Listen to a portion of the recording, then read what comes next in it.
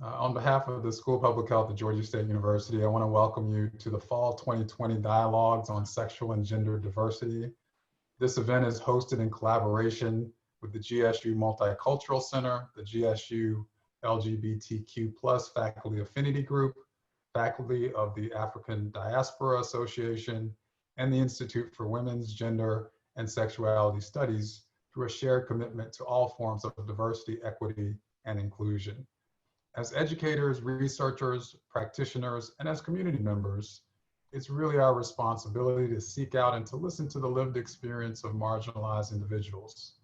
We must really dedicate ourselves to understanding the intersectionality of race and sexual and gender identity if we are to effectively confront systemic discrimination and inequality. To address transgender and racial disparities and to truly be more trans inclusive. I want to thank each member of our community panel for having this important discussion with us today, and especially to Dr. Carlos Pavão for his leadership and organizational efforts, which have made this event possible. At this time, I want to turn things over to Dr. Katherine Masyn, Professor and Interim Chair of the Department of Population Health Sciences, for her welcome and introductory remarks. Thank you, Dean Lynn.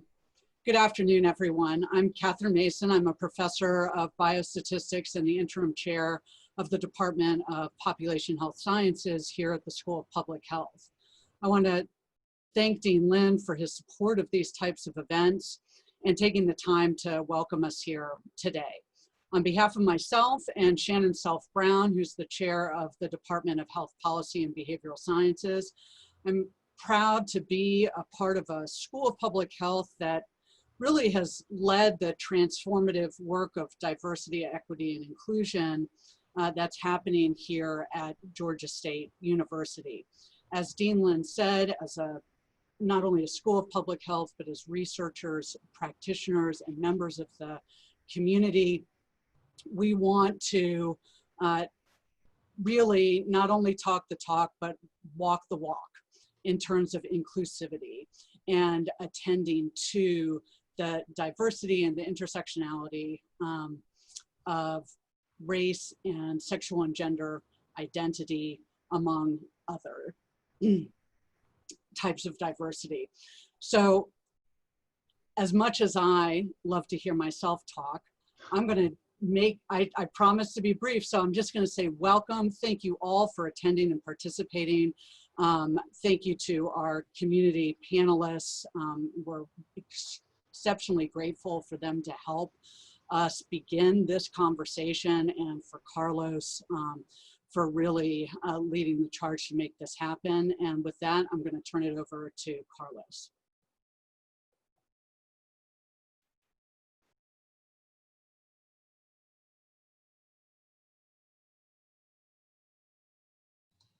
Carlos, you're on mute.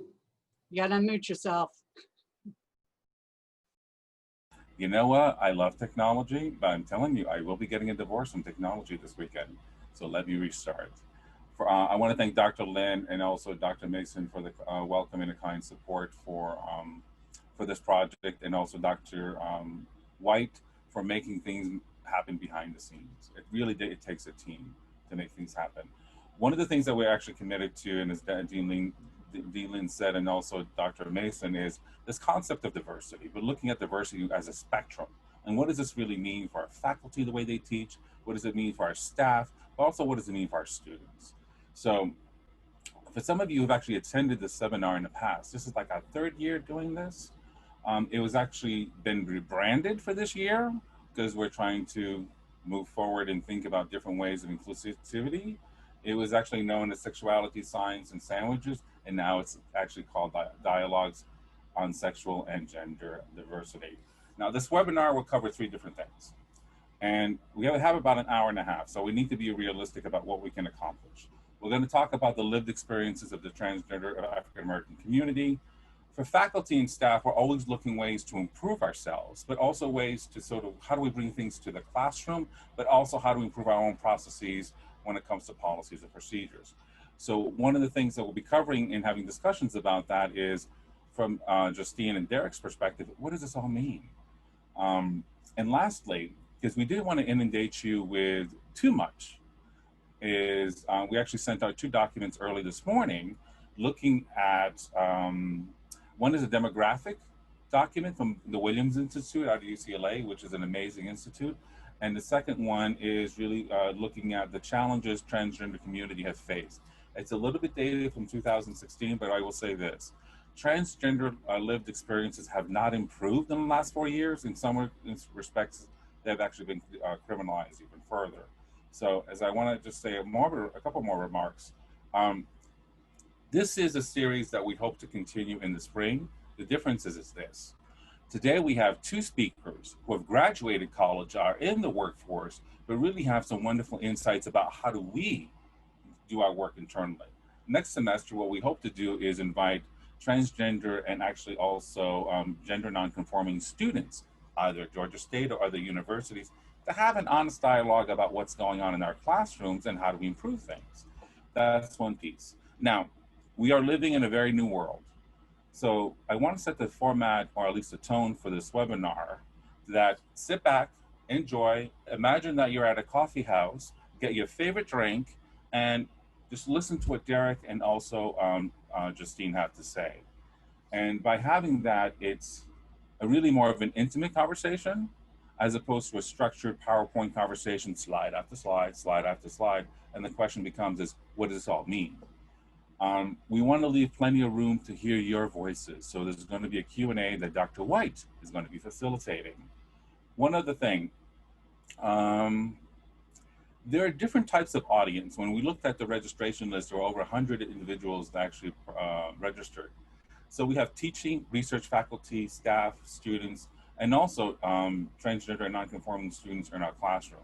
So I just want to say a little bit about each. And as you're listening to today's webinar, is what kernels of information can you pick up to take back home, to have a reflective moment to really push the envelope around diversity conversations. So for instance, for our teaching faculty, just as, you know, this is just a suggestion, but how do you think about the curriculum? How do you ensure that your curriculum is not heteronormative? How do you include sexual minorities in your curriculum? That's one thing to think about.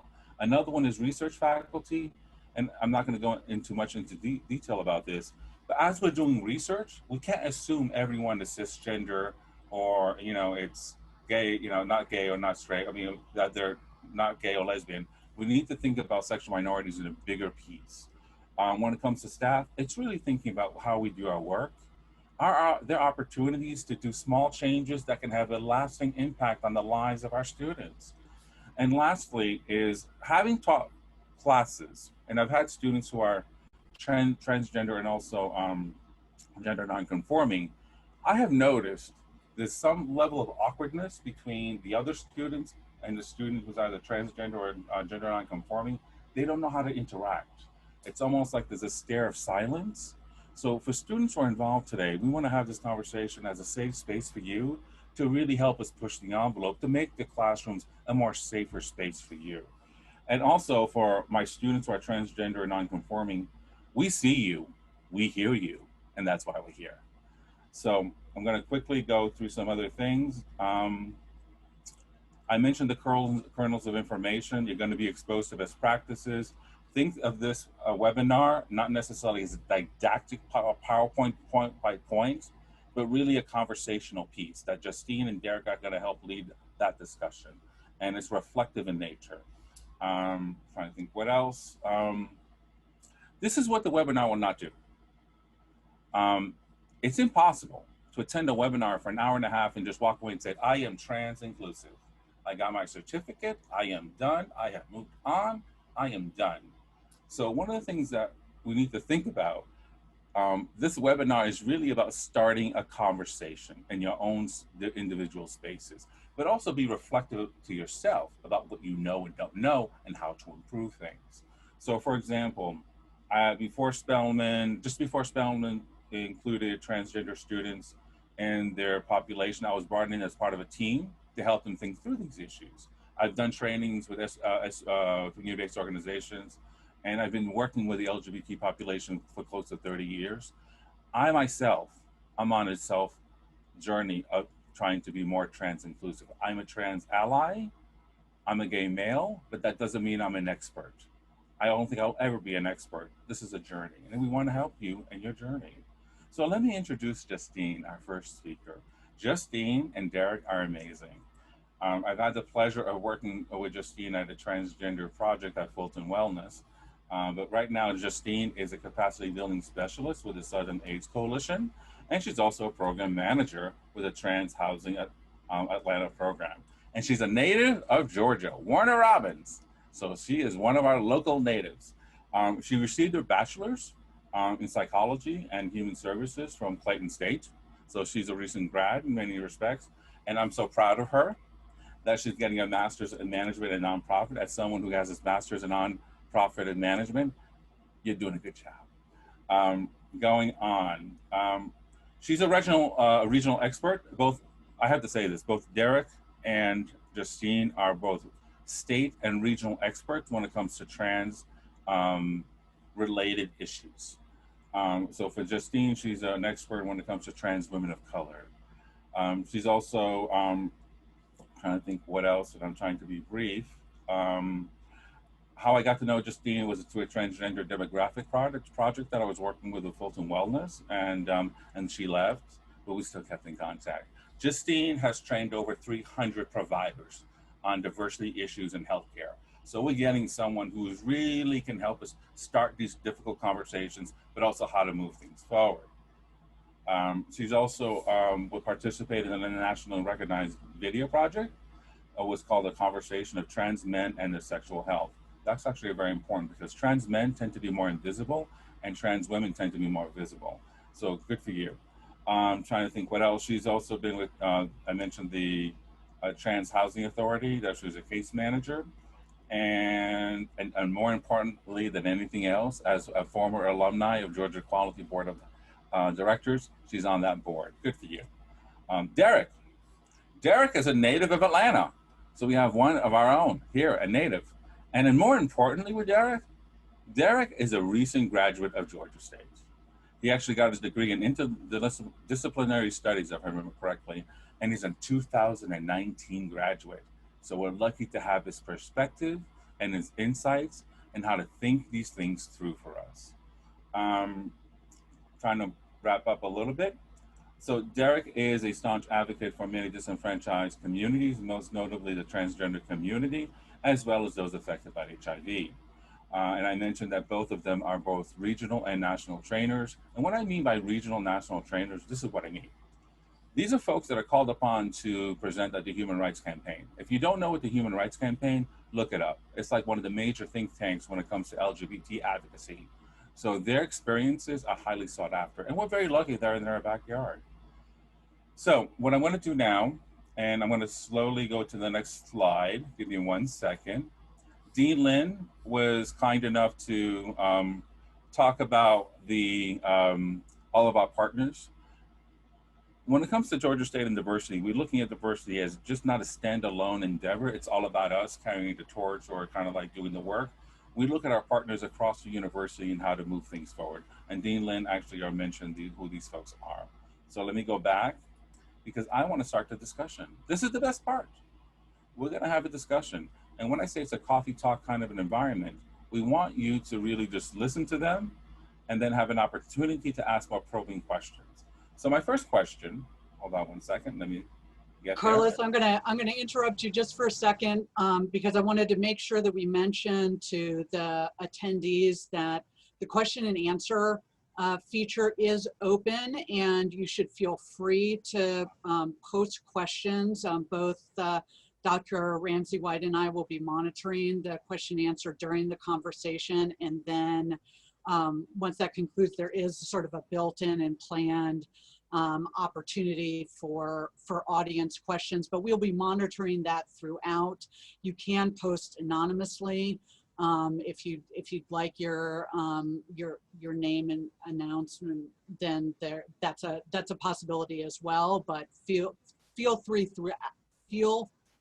throughout this event, please, to post your questions, and we'll get to as many as we can once we open it up.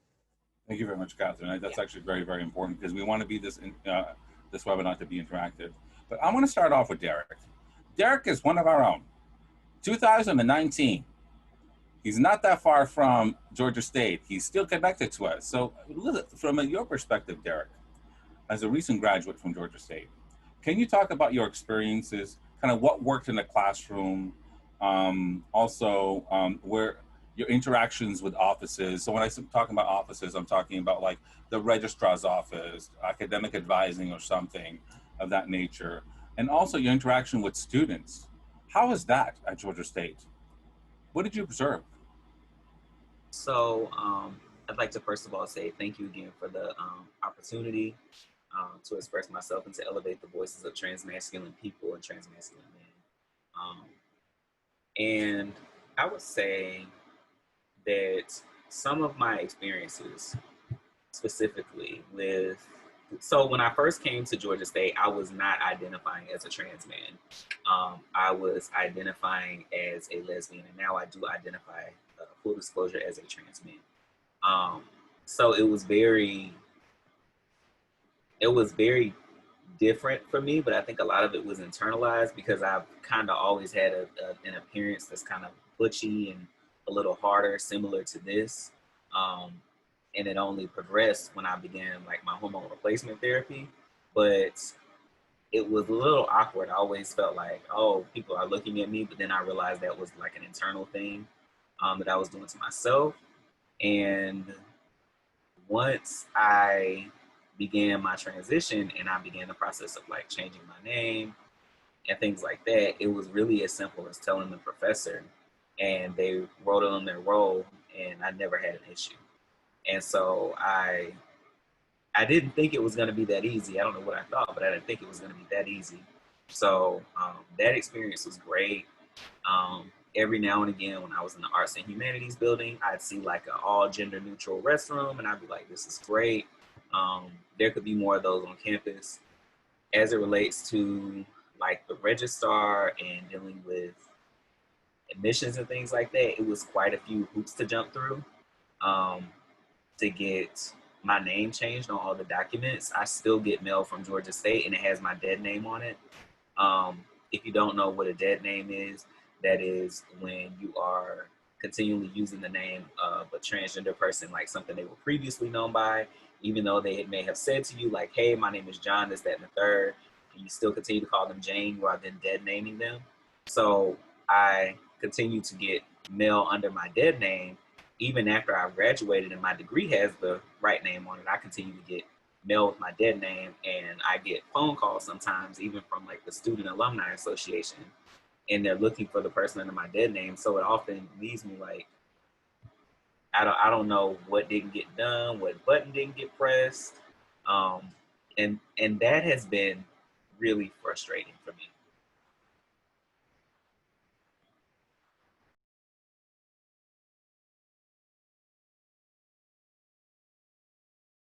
You're muted.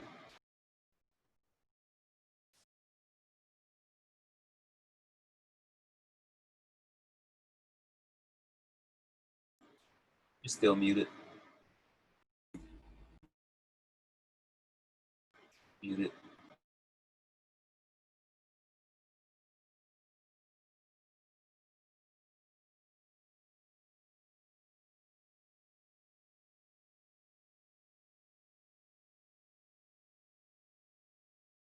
Hold on. I'm going to keep myself unmuted. I give up. So what I'm hearing from you is kind of something interesting, is that there's sometimes a disconnect between an office to an office. And you talked about sort of, you know, your dead name as an example of that. Now, how does that make you feel when you actually get those communications from, let's say, alumni, whatever the case is? It's very discouraging because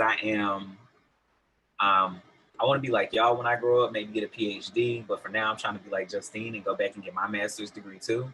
And it's very discouraging to think like this place that I graduated from and I'm very familiar with can't even get it together as to get my name right, to send me a piece of mail regarding a transcript, regarding, even if it's something as simple as like a magazine publication from the university.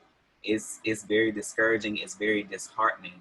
And it's a scary thing as a trans person, because a lot of times we will be in spaces with like our family or community members who have known us by previous names, and they will continue to call us those previous names, and they don't realize, like, just because it's comfortable for you or it's easier for you, it's a danger to me for somebody to know that name, or for somebody to see that name and put two and two together. It then becomes a safety issue. So all those things kind of come into play. Even when I'm just getting a piece of mail, that's where it takes me. Oh, that makes sense. And I'm glad that you're sharing that. I'm actually glad you're sharing that. I mean, so that's one thing I think maybe one of the things that we probably need to think about is on our end is, you know, making sure that there's a seamless change across different systems around the name change issue, and to making sure validating who you are as a person. Now, what I heard you say is that when it comes to the classroom, it was very, very much accepting. Now, let me ask you this, Derek, before we jump into Justine and get a different perspective on things. Did you socialize with other trans students in at Georgia State, or gender nonconforming? No, and that can be a little tricky too. I was a non-traditional student, so I didn't live on campus. I was usually a little bit older than the people in my classes, so I didn't get a chance to like go to the traditional like student events and socialize or anything like that.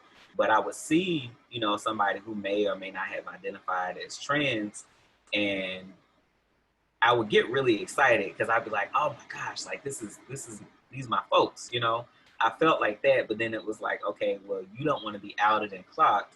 So, and if you don't know what clocked means, it means like when somebody sees you and they are then aware that you are a transgender person.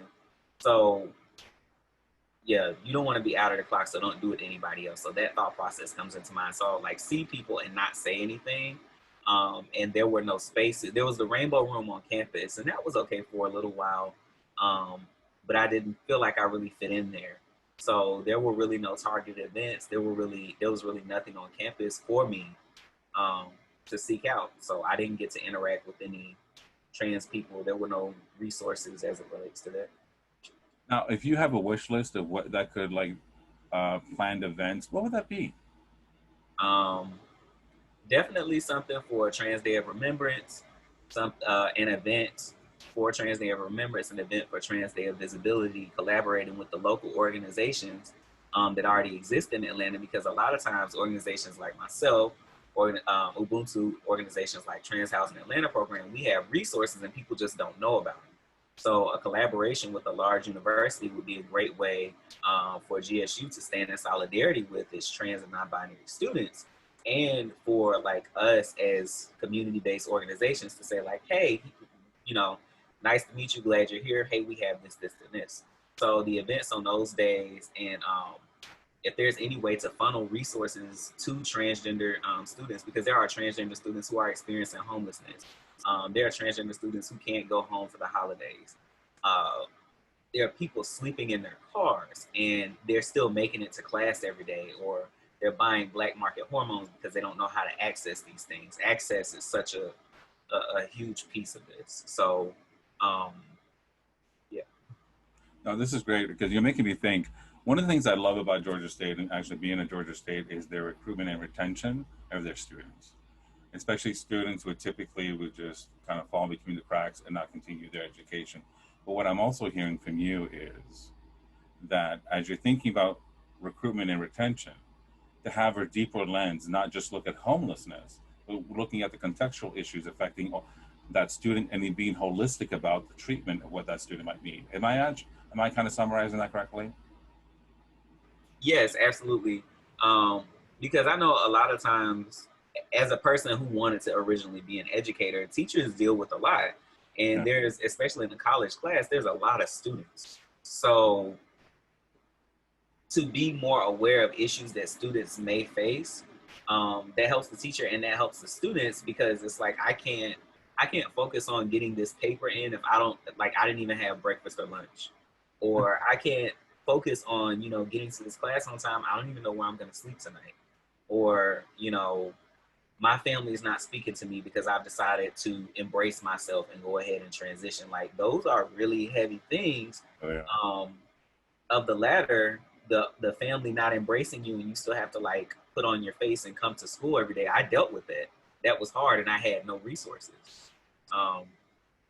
And it was a rough time, but I had to just muddle through. No, thank you so much.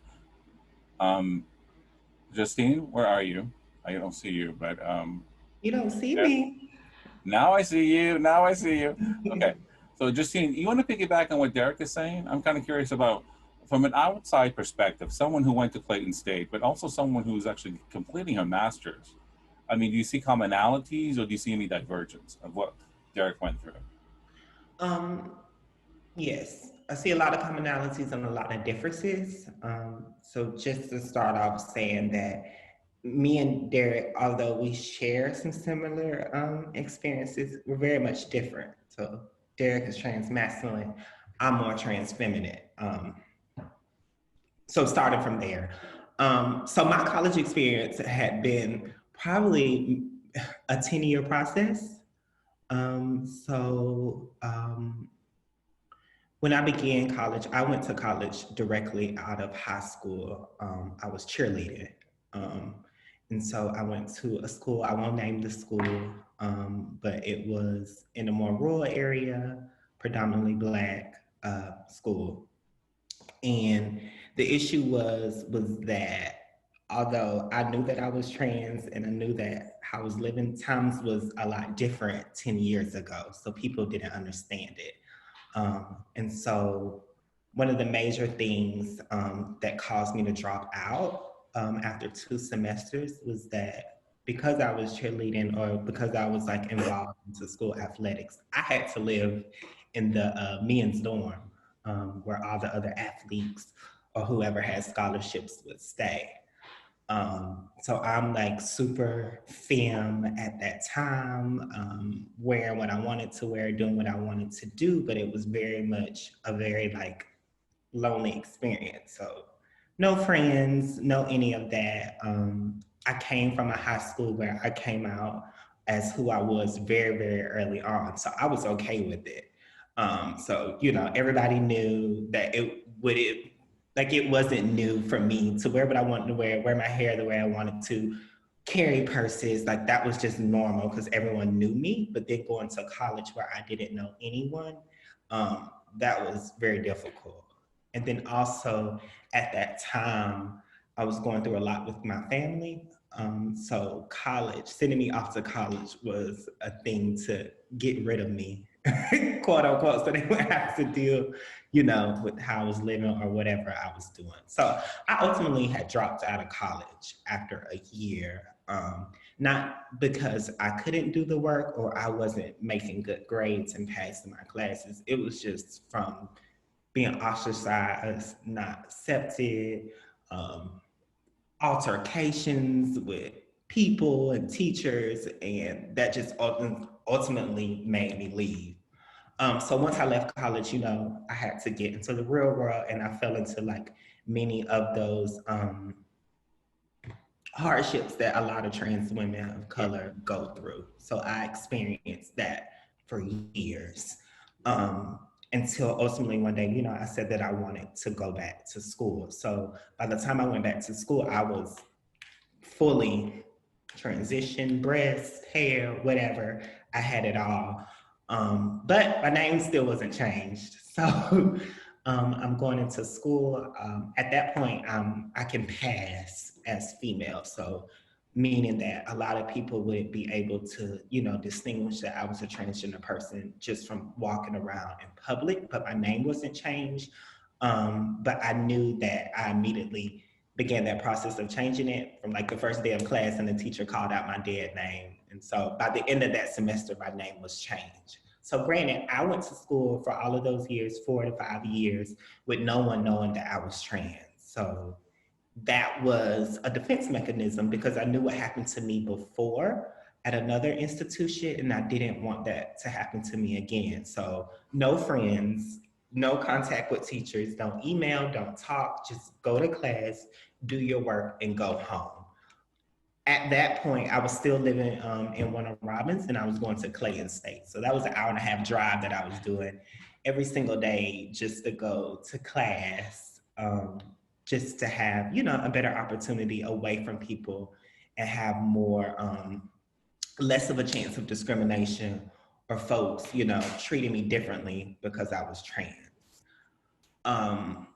What ended up happening was my senior year, that's when the bathroom debate came out in North Carolina. So I don't know if like people remember that, but it was this huge bathroom deal where they were saying trans folks can't use the bathroom and blah, blah, blah, blah, blah. And in all classes that I would be in, I was in the human sexuality class. So that was the topic of conversation one day in class. So the whole class was totally against transgender people using that bathroom. Visibility wasn't as prominent as it is now. And so a lot of people had misconceptions. So I'm thinking to myself, this is my last semester of college. Girl, shut your mouth, like you made it through. You can graduate.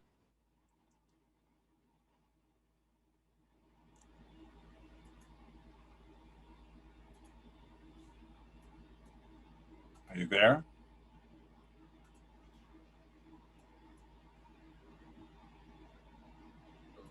So just telling the class that, hey, I'm a transgender woman.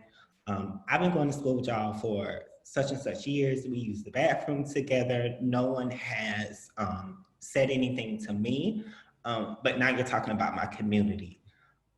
So what I will say is that from there, that's when I kind of got introduced to advocacy because it became like a science project. So everybody, teachers, counselors coming to me, hey, you got such a story. We don't see this. Could you come here and talk at our safe space? Would you like to do an internship, etc. And so that's kind of what my college experience was. To me, it was survival. I had been surviving for a decade. And so I had got to the point where I was able to navigate through the world a little bit more safely than what I could do before. And so it was never my intentions to come out as trans or do any of that, just from the fear of getting lower grades, being assaulted again on campus, doing anything.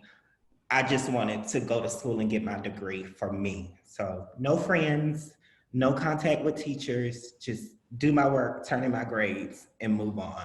My name was changed, and my name was so close to my dead name that it wasn't any issues when it came to that.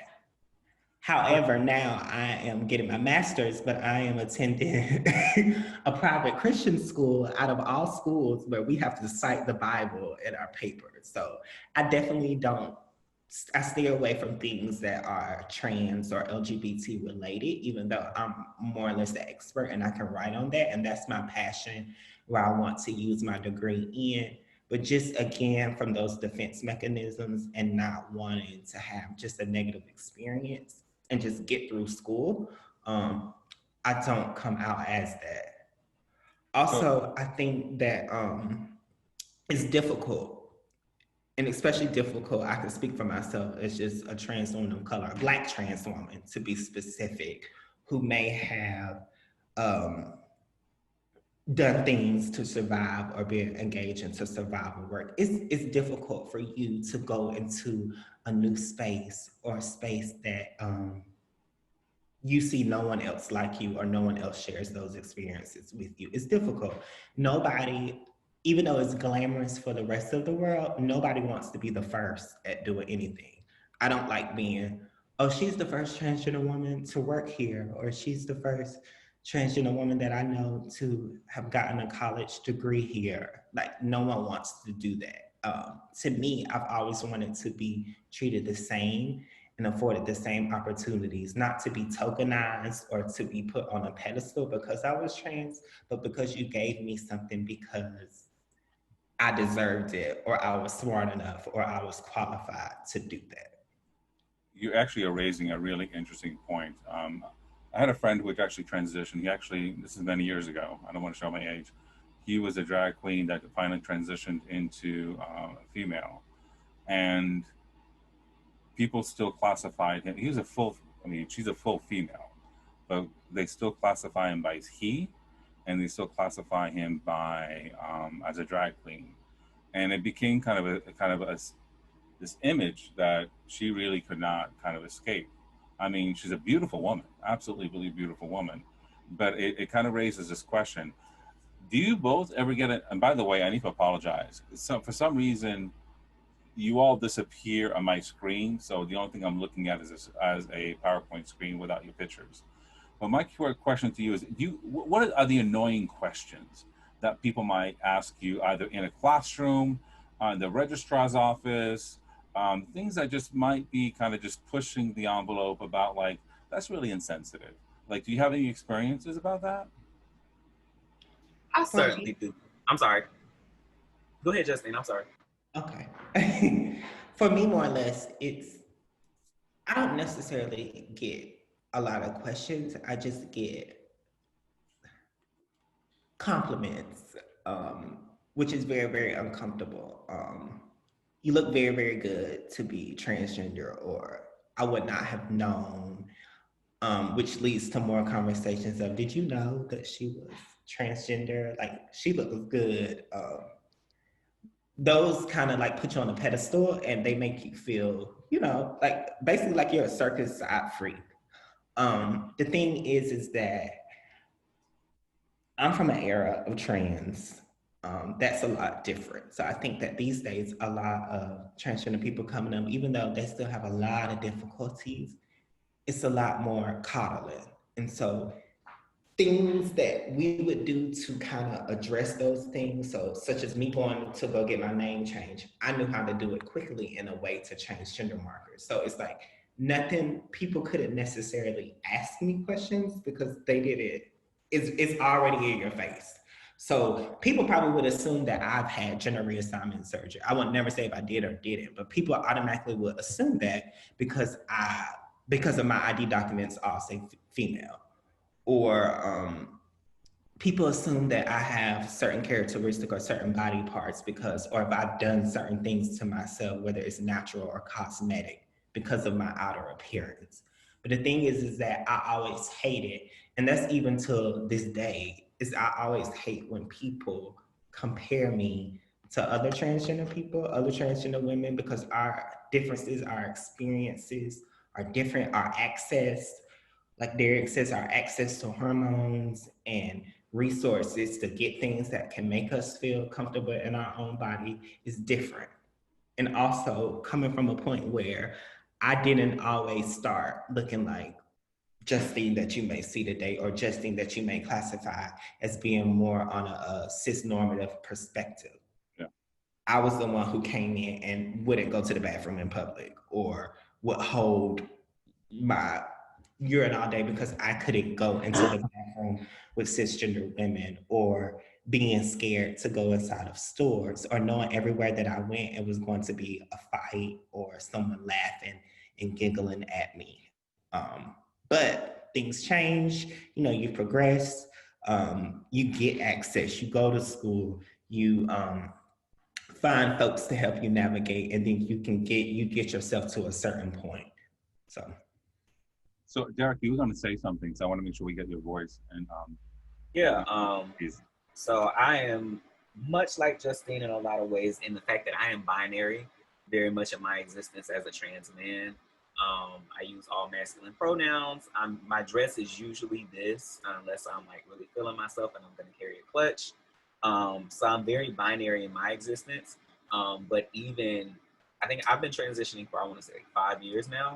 And even like 5 years ago, I don't remember people, the world, society as a whole being embracing of like more expressive identities like two-spirit, and like people kind of on the spectrum of being non-binary and outside of the binary. And I feel like there is like much more, at least public support of that and everything now. But I would say, as it relates to comments and questions that we get, one of the first things that people started saying to me, well, what was your real name? What's your real name? And it's like, this is my real name. So like, and there there's no basis for that question except like you're being nosy or curious, which we all get that way sometimes. But it then what happens is they say, what was your real name? And you fight it off and you fight it off and you fight it off. And then you say, fine, my name was Jane. And then you go and that person who has only met you as your transition self will now come to you and say, oh, Jane, I meant Derek.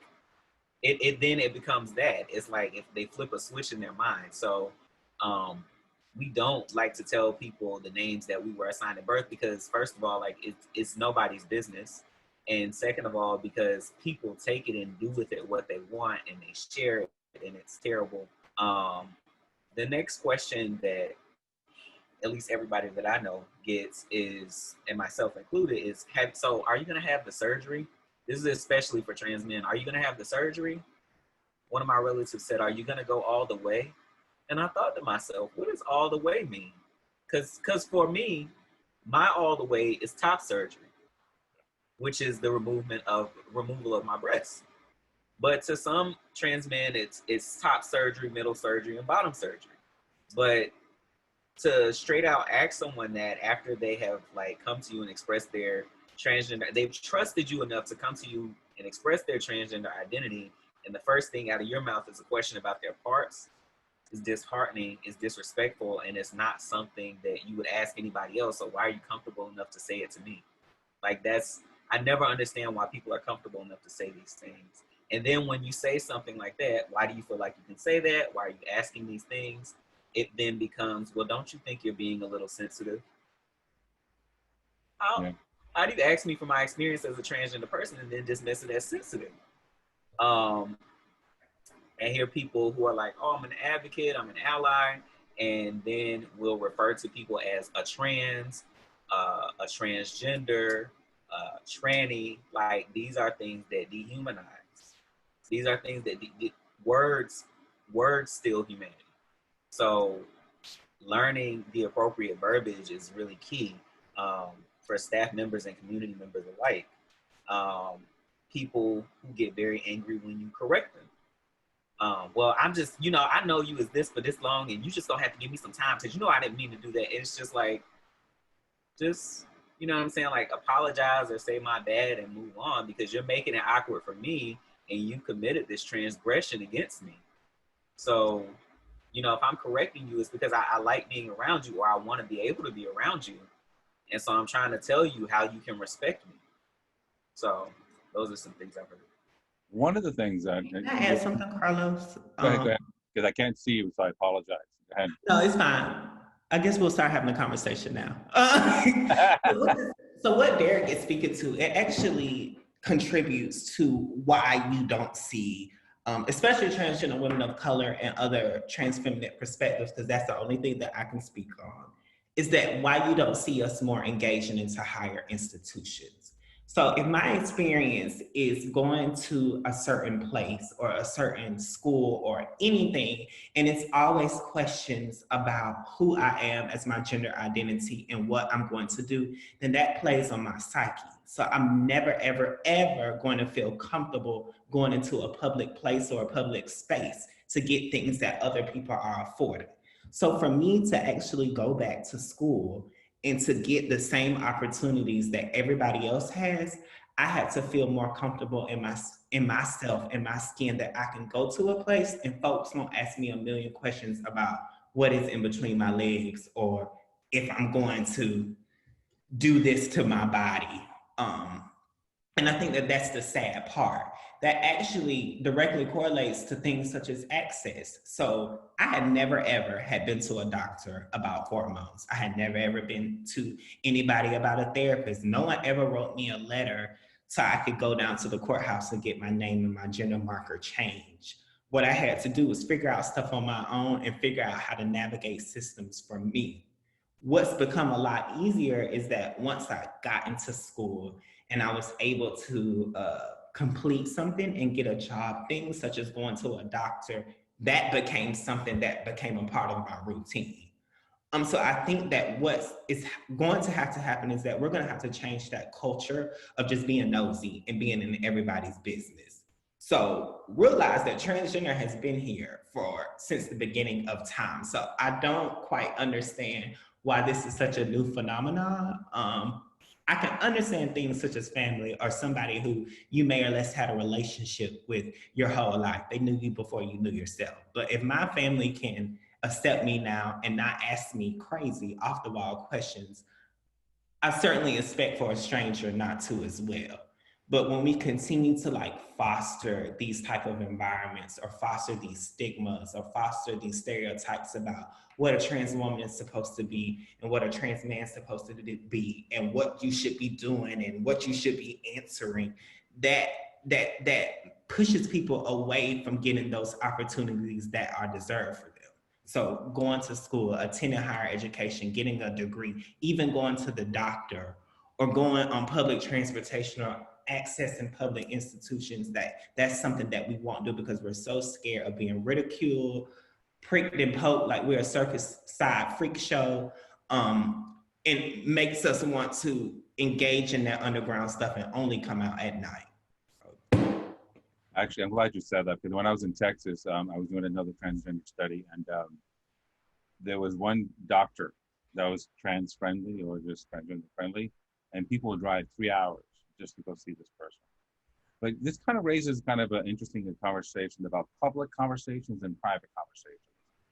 As someone who's done, and I'm thinking about the recent study that I have that I'm working out now with a colleague from Northwestern, is there are those who are, like, people make these assumptions, and I want to get your opinion on this, is that, well, you know, Johnny is transitioning to Susie, so therefore Susie is going to be attracted to men. In actuality, Susie can be bisexual or lesbian, and vice versa if you transition from, you know, another way, like the other gender around. So I want you to get your comments on that, is that these assumptions that people make kind of very kind of linear, that just because you go from one to another, whatever the case may be, that therefore you need to behave a certain way. Yeah, but what is your feedback on that? I've gotten a lot, I've known a lot of folks who are trans and bi, or even lesbians. And I'm talking about trans women. So that's just an example. So what I think a lot of times in the way that we're socialized as children, especially as a Black man who grew up here in the South, we learn different things and we take them in different spaces. As I said before, my existence as a trans man is very binary, but I realized that I was carrying that over into other areas of my life. That very binary thinking is this way or it's this way. There's no gray area, there's no in between.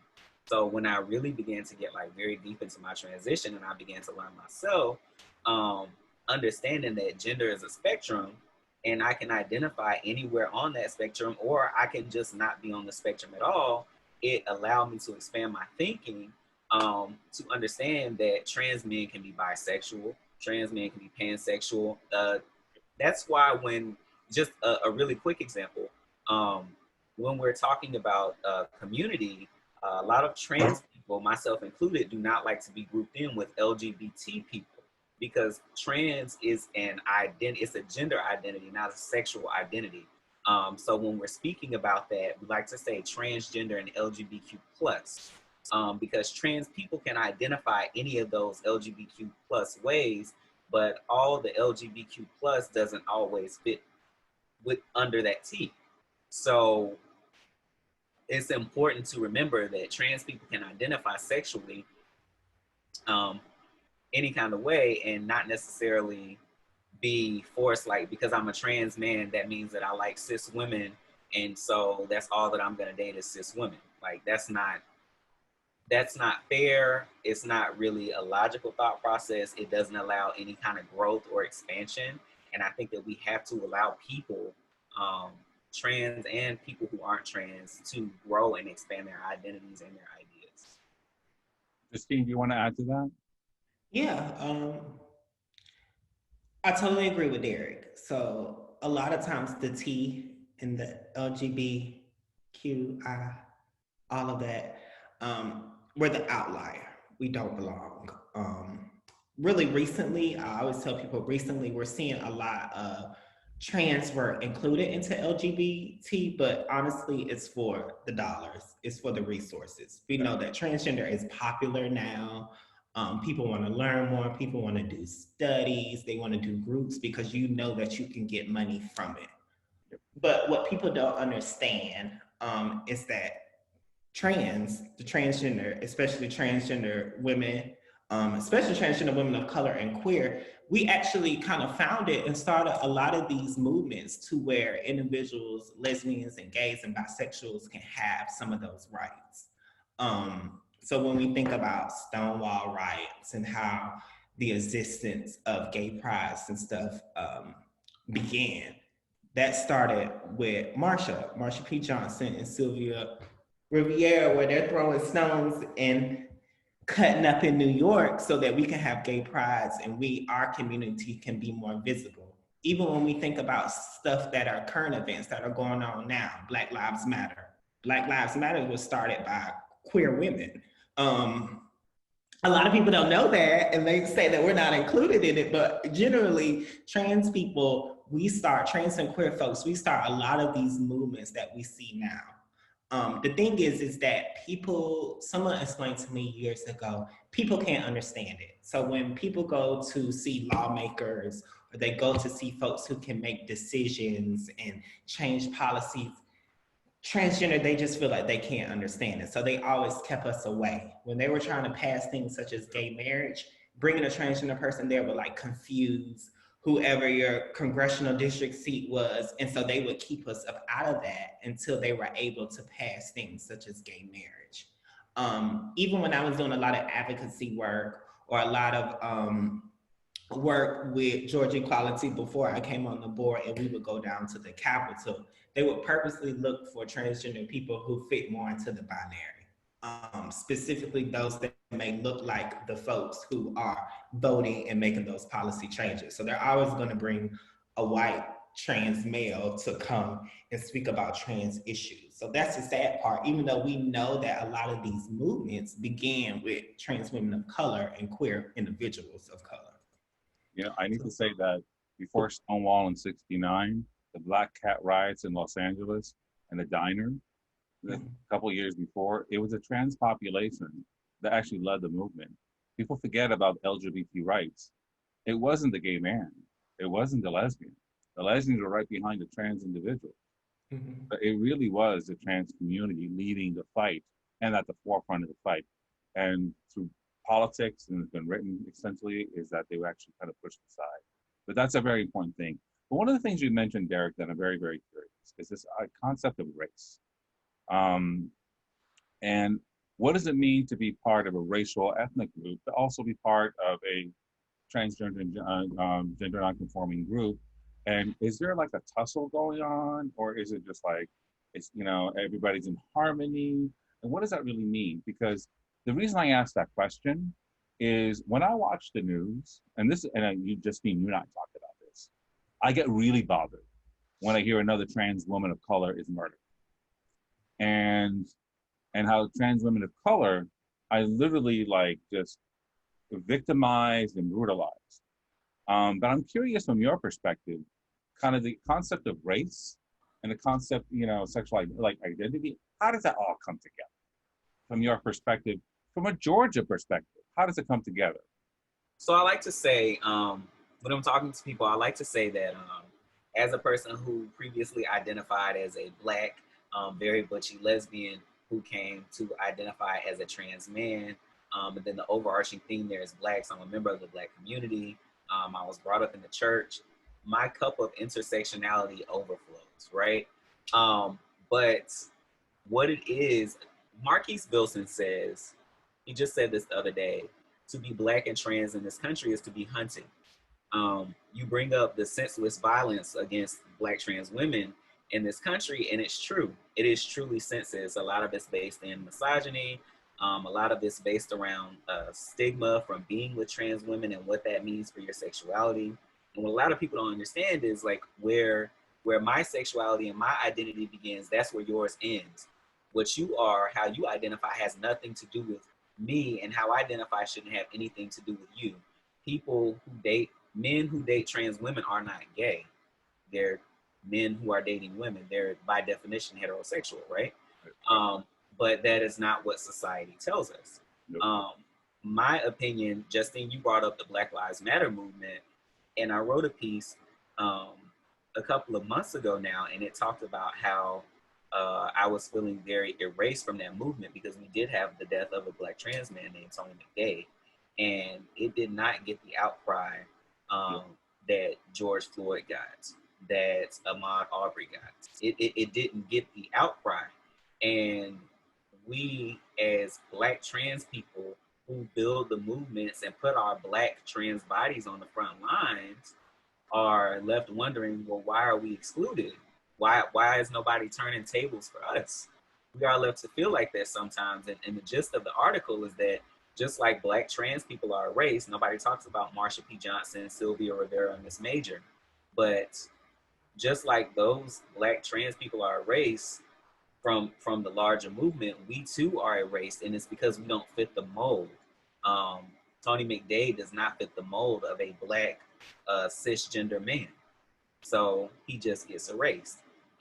Nina Pop, Black trans woman who was killed this year, does not fit the mold of Breonna Taylor, a Black cisgender woman. So boom, she gets erased. So I often feel a disconnect of Black trans leaders that I know who go out and build movements and resources and then are left out of conversations completely. The example you used, Justine, was gay marriage, but it's like they're left out of it, so much more than just that. But it's true. You build the movement, you put your body on the line, and then you're left out of the conversation. So I actually been informed by Kim, we have questions, which is a good thing. But I want to end on one important thing that we kind of started the conversation about, especially with one of our learning objectives for today is, so we said a lot and we had some time to reflect. But I am an instructor. I am not LGBT not friendly. I'm not LGBT aware. I don't know how to interact with someone who is part of the sexual minority community, but especially when it comes to the trans community or gender nonconforming, I get a little uncomfortable, or I don't know what to do. From your perspective, and I know that you also mentor other trans individuals, what could faculty do to really create an inclusive environment that's not, because one of the things I'm very careful about is because if someone's part of a group, you don't want to make that person to highlight and draw all that attention to that person and to create some level of awkwardness. What can we do? I think we talked about Justine and Derek, I can't remember all the conversations we've had, is maybe including LGBT whatever representation in our curriculum to really signal to the students, you know what, maybe that person's okay. Like, but what do you think? I mean, especially you, Derek, and especially you, Justine, you're in the school, Justine, and Derek, you have escaped Georgia State. You are now a graduate. But what do y'all think? So I think that the first thing you can do is implement clauses within your syllabus. So every time at the beginning of a semester, you'll put out a syllabus, students will read it. I would specifically put things in there that, even though mostly do have some discrimination policies, but I would specifically put something in there about transgender and gender nonconforming individuals. You are able to be addressed by the pronouns, by your required pronouns. You're able to be addressed by the name that you want to be called, and that there is no room for discrimination or being mistreated.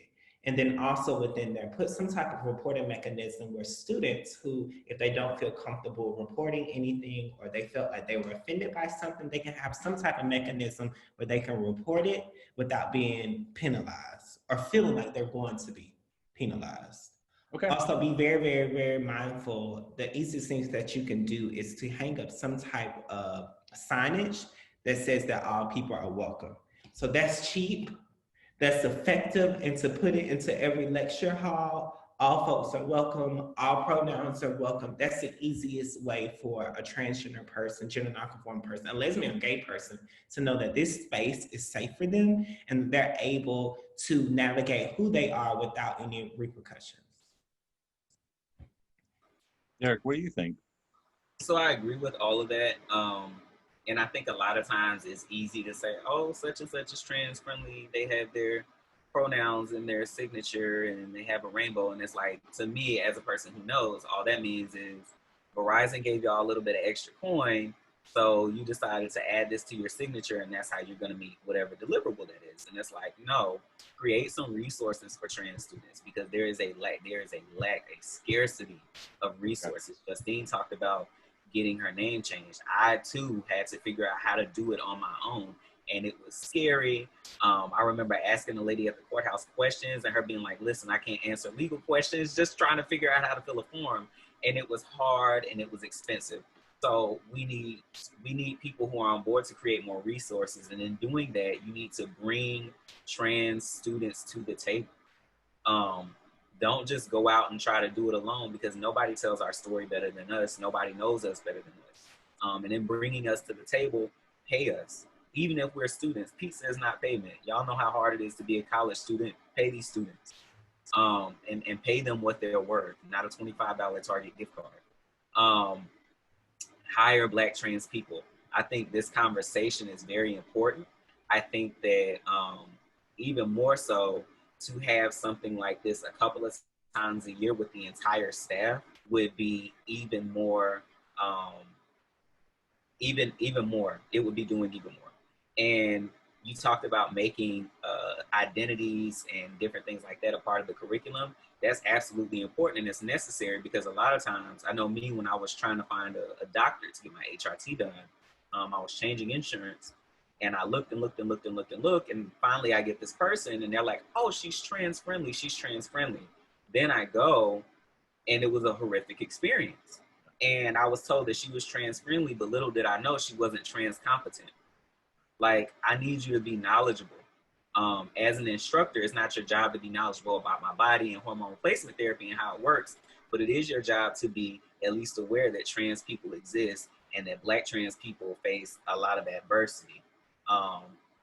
And to do that, you need to bring in people like myself, people like Justine, to have these very necessary conversations. So being an ally, Carlos, Dr. Carlos, you talked about yourself being an ally, and a lot of people want to claim that, oh, I'm an ally, I'm an ally. You know, sometimes being an ally means giving up your seat at the table so the trans person can come and sit down. Sometimes being an ally means creating a path to leadership.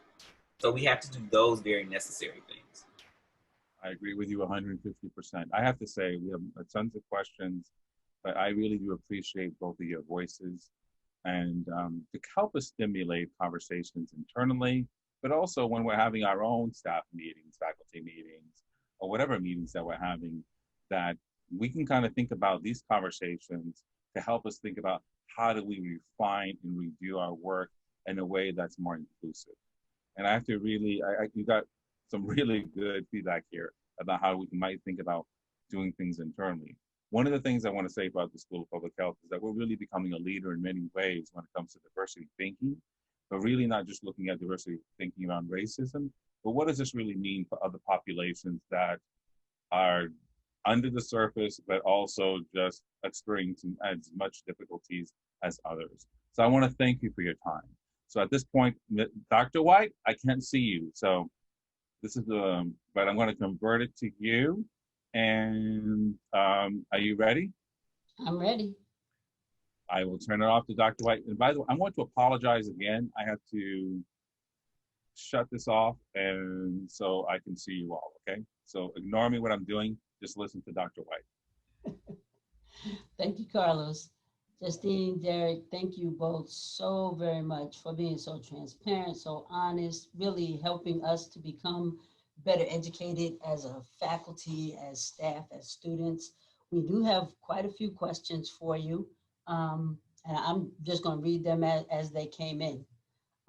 First question, Derek, you used the term that you are binary, and I think as you went further along, you kind of explained that a little bit more, but could you give us a definition about what it means to be binary?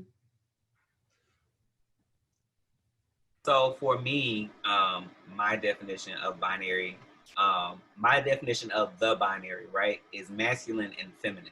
I identify within this the masculine binary in the fact that I use male pronouns. I identify as a trans man. my expression is masculine. Every aspect of my identity is masculine, although I do have like quite a few feminine things that I do. I mentioned carrying a clutch bag and different things like that, but for the most part, I identify as a trans man, and that's really my description / definition. I could give you a textbook definition off the top of my head. Great, thank you. Again, I think we touched on this, but I'm going to go ahead and ask it in a more specific way, and this for both of you. Having have gone to college and graduated from college, and we clearly know about the things that, you know, people don't necessarily take into consideration in terms of trans lives. Were there any best practices that you did observe, or things that you saw universities or organizations do that you think should be replicated? I'll say this. I know my first semester back into school, the professor did name me in one of my classes, and I told them, you know, my preferred name, and they just kind of looked at me and kind of like shook their head yes. And then from then on out, that professor had never like dead named me. So that was a proactive approach just to ensure that I felt included into that space. And so I think that that's very, very good. That's one thing I could think of. I know, Justine, you talked about being dead named, and it is a crummy thing when it happens. At AHF Midtown, when I was going there to get my hormone replacement therapy, instead of like, you know, the nurse coming out and calling out your name, when you sign in, they would give you a card, like say it was Queen of Hearts or whatever. And then when the nurse called you, it, you know, they would be like Queen of Hearts, and then you go back and, you know, do your appointment and everything. And what that allowed was for a person that didn't want like their name heard or brought up in conversation, it allowed them to maintain a sense of anonymity. Obviously professors can't do that, right? But a lot of times maybe you can call somebody by like their last name. Like I know for me, my last name didn't change. So if it was like, you know, Ball, when you're calling the roll, that doesn't require a miss, a mister, doesn't require you to say the first name. You can even say last name Ball, and then, you know, allow that person to tell you how they want to be addressed. Because a lot of times people will say, what are your preferred pronouns? These aren't my preferred pronouns, these are my pronouns. Or what do you want to be called, instead of how should I address you? It's totally different level of respect. Great, thank you both. Next question. How can clubs and organizations on campus support the trans community and make the trans community feel loved by and welcomed in those organizations, to make sure the trans community can have the experience of campus activities without feeling scared, isolated, or othered? So I know a lot of clubs and organizations, they put out promotional materials.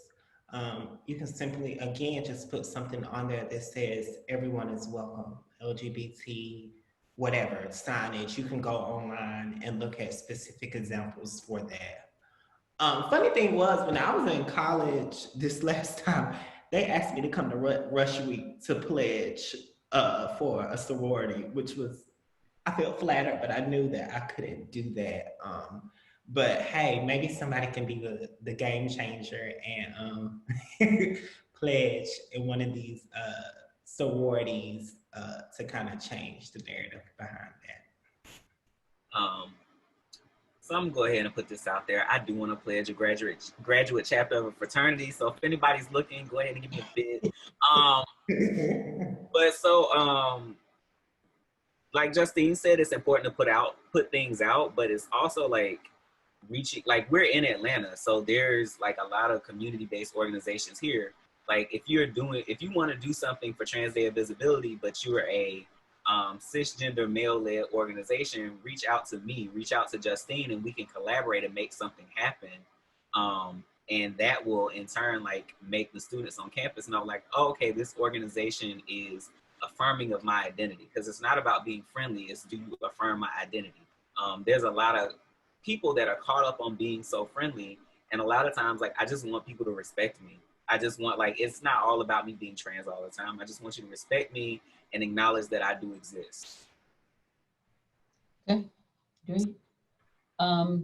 Another participant asks, can you provide the names of some groups or local groups that support transgender people and other gender minorities? And how does one go about finding trans resources? Well, so I had I answered that person back, and I put, like, just from my organization, we have two groups. One that is for transgender men, one that is for the spouses of transgender individuals. We have also a whole wealth of resources as well. You can go on my website, ubuntuinc.org, ubuntuinc.org. And I know Legender has a group for trans women. Justine, do you know of anything else? Yeah, and then also what you can do is go to websites. I think you go to City of Atlanta, the LGBT Affairs, and also go to websites such as Georgia Equality, and they're actually transgender resource guides that you can see where there's different organizations, different places where you can go and speak to providers, clubs, wherever.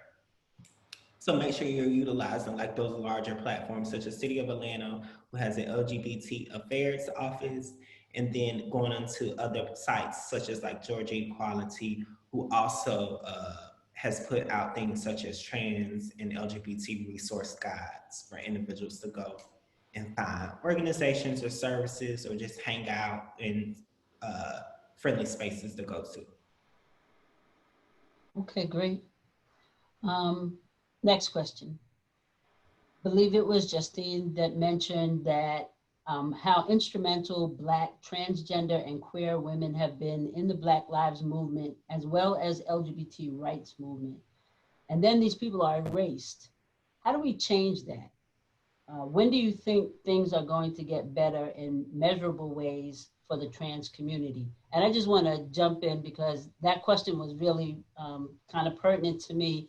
Just this year, I found out who Marsha P. Johnson was because I happen to be a member of an organization called Girl Trek, and they did a Black History boot camp. And Marsha P. Johnson was up front and prominent, you know, in that boot camp. And I thought that was really kind of transformative, that to see other, you know, this other organization ensuring the fact that we have that history in place. But please, if you would, and I can just, you know, again, just how have Black transgender and queer women, when they've been erased, how do we change that? So I think that that's a sense of the individual. So be very, very intentional about things that you do and actions that you make. So I always tell people wherever I'm talking, the best thing that somebody did to me was to invest in me as just an internship and bring me under their wing and allow me to have my own voice and to make my own decisions. We all have to hold each other accountable, but sometimes folks who are more privileged, you can hold other people that are more privileged accountable too. So there are many times, I know Derek can attest to this, is that we are brought into the table to ask for our ideas, but then we're shunned. So just having my name on something or saying, you know, you brought that girl in, why don't you give her a job? Or why don't you hire her? It's 2020, so there should not be the first anything that has to do with trans. This should be the new norm of hiring people who are trans, who are disabled, who are of color, who are lesbian, who are gay, old, young, it doesn't matter. But just being intentional and being mindful about things that we put out, and then also taking the chance to actually invest into someone. All it took was one person to say, Justine, I'm gonna help you. I'm gonna help you find your voice. I'm gonna teach you all of these things, and my life changed drastically. And just from like full self-disclosure, I was one of the Midtown children, the girls that was walking up and down the street engaging into survival sex work, and just to see how drastically my life has changed because someone invested into me, and now I can sit on a panel or on a webinar just to talk about my experiences and how my life has changed just because I did some higher education. It's awesome. And so I know that what I always do, because that kind of lies into me as well, is that I always try to bring more voices to the table and bring folks who may still be engaged into the subculture, or who may feel like they're being silenced, bring them to the table as well. So they always talk about tokens or whatever, or tokenism, which means that we're kind of pushing one person up who fits the mold and kind of celebrating them and providing them things and highlighting them. But someone said that if you have a room full of tokens, then you have change. Oh. So just being very, very intentional about how we're acknowledging people and how we're assisting people into moving into the next space. Thank you. Derek, did you want to add to that? I think Justine summed it up perfectly. Hire Black trans women, hire Black trans people. Great. Carlos had a question and he'd like to ask it. And thank you, Dr. White. I apologize for interrupting. One of the things I wanted to bring up is when we did a training for for staff and administrators at an all women's college around here. I don't want to be naming a lot. And one of the things that I realized is that while there was a policy from the top down about including trans women in the student female body, things like, for instance, what does it really mean when you have students rooming together? What does it really mean when students are going to go to the locker room and change? And one of the things that I noticed, and I just want to get your feedback, is it's like the bathroom laws, people just froze. And you can feel the uncomfortableness coming from the staff and administrators, almost like they're breaking some sort of taboo. I'm hoping, and I think that things have moved along, but I'm also thinking from a Georgia perspective, I haven't encountered this yet. I've encountered it other places when I've gone into a bathroom and I've seen a trans man in there. And I always look around to see how people are going to treat that person. And I'm kind of curious, what do you suggest to kind of to deal with some of this stuff? Should there be a policy? Should be a training for staff to really think about what does this mean? Like if I go to the bathroom on the 6th floor, and let's say for another trans person in there, I don't know how other faculty would feel. And I'm being very honest, but I'm curious to hear from you all. What do you think? When you say how they would feel, you mean about like seeing another trans person in the bathroom, or what? Yeah. Yeah.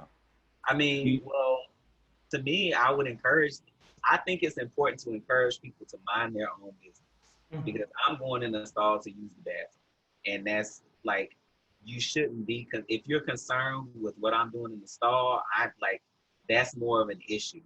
And I would say then there needs to be a crackdown. If you're going to be heckling people about going to the bathroom, there's got to be some sort of something punitive, because people should be able to go to the bathroom. We're paying this money to go to the school and we can't even go to the bathroom, because I'm with you, Justine. I hold it until I get home. To this day, I hold it until I get home. It's got to be a dire emergency, because I don't want to encounter that. But I also, before I do go into a restroom, I will psych myself up and be ready to fight, just because I know it could go either way. And it shouldn't be that way as a student. It shouldn't be that way. I shouldn't, even as a person who really likes to travel, going into a rest stop, I shouldn't have to psych myself up and get ready to fight because I couldn't hold it and I saw a Confederate flag, but I got to go here anyway. I certainly shouldn't have that experience at a collegiate level. So my thought process is to educate people. The best thing to do is to educate people about trans identities, bring trans people in to educate people about trans identities. And then if they continue to heckle and, make it an uncomfortable space for trans people to use the restroom, then there's got to be some sort of punitive action that follows that. Absolutely. Absolutely. I wouldn't even say go into deep as to having trainings. Why are we having trainings about if someone can go use the bathroom? We've been doing that since we came out of the womb. So put your policy in place that says that you can use the bathroom that aligns with your gender identity. And then also you can have options. So if someone doesn't feel comfortable using the bathroom with a transgender person, they can go to a single occupancy bathroom. But I just wouldn't, it's no need. I think sometimes we're so afraid of offending somebody or so afraid of somebody getting their feathers ruffled that we start just infringing on people's basic human rights. I know that at one point, that was me holding myself all day because I couldn't go to the bathroom in public. I knew that I couldn't go into the women's bathroom because my transition wasn't at a point yet where I could fit in. But then I also knew I couldn't go to the men's bathroom because they'll probably kill me or rape me in there. I don't know what would happen. And so I'm glad that I'm off that point, but I always just think about other folks. So no, just the whole reason I think that my life could have been a lot different. I probably could have been a doctor right now if things had changed or things were different when I first went to college. But being in the boys' dorm room and, at that time, like dorms were a lot different than how they are now. Like, I feel like my little sister went to college this year and I'm just like, these look like apartments. Like, we had like 13 rooms on the hall with like one major bathroom and everybody had to go into there and use it. I just think about just like how frightened I was and just how fearful and how I would wait till like 3 and 4 in the morning to go use the bathroom and take a shower, whether I had been sweating that cheerleading practice all day or not, just so to keep it down, to keep the confusion down. So. And I think also something you brought up, somebody brought it up, we have to, like, when we're doing like whatever trainings or we have these conversations, there's a comment like, it's always like, oh, this is a safe space, this is a safe space. But like the trans people feel unsafe. So we have to encourage the creation of brave spaces. You can ask a question, you can say what you need to say, but be prepared to be challenged if it's disrespectful or if we don't understand where it's coming from. So I think that when we create brave spaces, we allow room for more important conversations, like that part about the part that Justine just said about I had to wait till 3 and 4 in the morning and all this and then the third. Like, I never knew that. I couldn't imagine. That's not my experience, but it's ridiculous. So yeah. Right. And I know that we're like running out of time, but you just brought up a very, very important point. I always hear that Black trans women are angry. And so I just want people to take into consideration the experiences of Black trans women and what many of us go through, fighting and holding your bowels or your urine all day. And really just put yourself into them shoes, and then you will understand why Black trans women are angry. When our sisters are being killed, I know that I grew up with 5 girls. It was 5 of us, and we were like Destiny's Child with +1. But 2 of those have lost their lives to anti-transgender violence. And then one of them has died just from complications with HIV. And I just think back, like, these are my sisters. We're all the same age. We hung so tight. We shared things. And just to know that over half of us is gone, I think that kind of pushes me to continue to do, what I need to do to just make sure that doesn't happen to anyone else. And to also bring awareness that this is from a small rural town. So all of those banners and hashtags and stuff that we see, that never happens to us in Warner Robinson, Fort Valley, and Macon, and Vidalia, Georgia. Like, we have no one fighting for us or no one who cares for us. So a lot of students are on here. I think that you guys are in an awesome position, and you're at a pivotal time into your lives to kind of go out and implement change and change your lives, not only for transgender people, but all marginalized communities, so that everybody can be afforded the same opportunity and have the same safety and the same quality of life as the richest white cisgender person in the world. So we are running out of time. We have so many more questions. We had to try to figure out like the one question that we could end on. I would just like to mention some of the other questions that were there, just so you kind of know, and maybe you all would be willing to answer those questions on the side after we finish, that we could put those questions, the answers to those questions, back for other people to know. We had questions about Dr. Becker talking about the fact that we have a limited number of gender neutral bathrooms on campus. A participant wanted you all to know that they love the idea about the syllabus suggestion and what to put into the syllabus. There was a question about ways that faculty can provide support and head off microaggressions in classrooms for students. Questions about trans YouTubers, and also what can professors, staff do long-term in the sense of making sure teachers don't assume gender or sexuality. Any best practices for someone, when someone is completing paperwork while in the process of changing their name and not quite sure which name to use. And then sexual violence prevention is mandatory for all incoming college freshmen, but most of the programming is heteronormative for cisgender individuals. That question's getting tight. What would you like to see for trans persons and non-binary in terms of this training? So we're gonna put the rest of those questions together, let you guys answer those questions kind of offline. But the question that we'd like to end, or our last question for you all is, Justine, you talked about a period of years when you had not been to a doctor for years, identifying safe and trans-friendly, and as Derek said quite clearly, trans-competent providers can be a real barrier to healthcare access. How can we increase safe, welcoming, and competent healthcare trans people?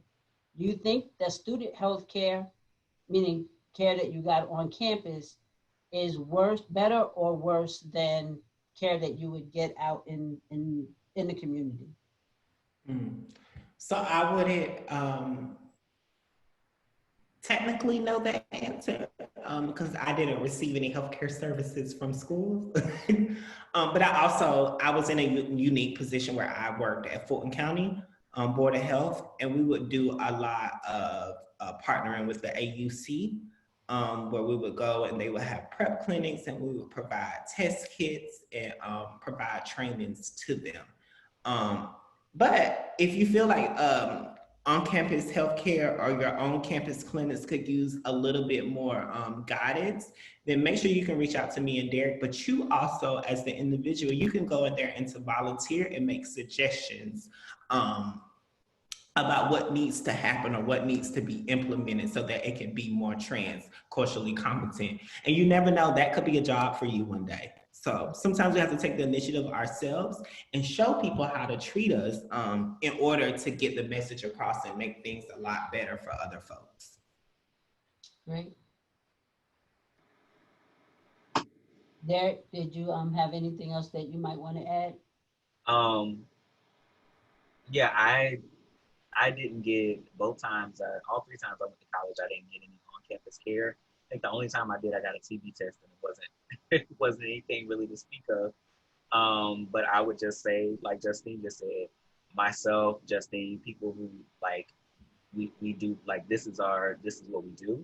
I would encourage you to reach out to us and encourage providers to reach out to us to provide training for competency and interacting with transgender patients for their staff.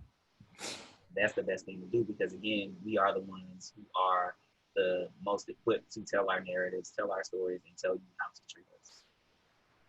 No question. I mean, the title to our presentation was The Lived Experience of African-American Trans People, and you all have translated that incredibly for us today in a way to help us all to expand our knowledge and to be a lot more sensitive and thoughtful about, particularly for us as faculty. I'll speak for me as a faculty member, to be much more conscious about the issues that you all brought up. Thank you both so much. There's a bunch of thank yous that are coming into the Q&A for you all as well. So please know that you all were very much appreciated today. Just before we sign off, there are some thank yous and behind the scenes acknowledgements that we would like to make. First, to our School of Public Health Administration, who really is putting their money where their mouth is in terms of creating the spaces for us to have the challenging and non-traditional conversations that need to be had in order for us as a School of Public Health to really take on the issue of marginalization and social determinants in a way that is meaningful, that helps us to prepare the next group of public health professionals to be more competent in the areas that they need to be in. We also want to thank Mrs. Suvan St. John Brown, who's our administrative assistant, Travis Chambers, Mr. Brian Gear, Dr. Greer, his last name is, Dr. Shannon Renee Self Brown, Dr. Sarah McCool, our transgender and gender nonconforming students who inspired this seminar. And of course, Derek and Justine, we thank you both so much. But I gotta add one more thank you, because I have to tell you, Carlos has been pioneering in this area. Look how he cuts his camera off. But Carlos has been pioneering. He has been steadfast. He has not been afraid to address the issue, to make it front and center in the issues that we are talking about in terms of gender non-conforming students. He is an ally for our students. So grateful. If I haven't done any other good things in life, hiring Carlos and my other faculty on in the School of Public Health was definitely one of the best things that could have happened for our students here at Georgia State. So thank you, Carlos, for your dedication. I hear a raise. No, I'm only kidding. Thank you all again so much. We appreciate it. Stay tuned for part 2 next semester. We hope Justine and Derek will be able to join us back again. Dr. Lynn, you wanted to jump in? No, I just wanted to thank Derek and Justine. I know we're over time, but I put a note in the chat, but just want to say thanks for letting us in, and we're really committed to working to advance equity and inclusion around LGBTQ+. I want to thank Carlos for his leadership here, and Derek, your insight around safe spaces. I really heard that loud and clear. So thank you. But no, that's it, Kim. I just wanted to thank everybody. This was great. Yeah. Thank you so much, everybody. Be safe. Thank you, Dr. Masyn, for actually spearheading some of this. Thank you. Take care, everyone.